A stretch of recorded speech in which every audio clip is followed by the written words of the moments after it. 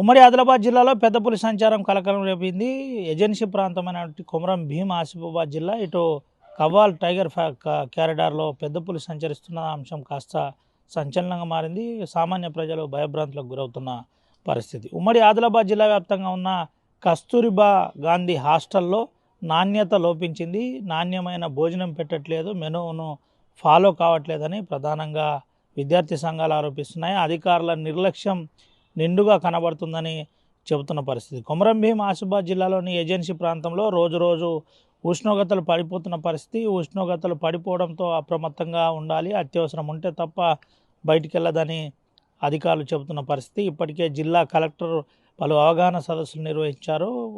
Asthma ఉన్నవారు పేషెంట్లు బయటికి వెళ్ళొద్దు, ఎట్టి పరిస్థితుల్లో సొంత వైద్యం వాడకుండా ఇబ్బందికర పరిస్థితి ఉంటే డాక్టర్లను సంప్రదించాలని చెబుతున్న పరిస్థితి. అత్యల్ప ఉష్ణోగ్రత తిర్యాని మండల్లో నమోదైన పరిస్థితి కనబడింది.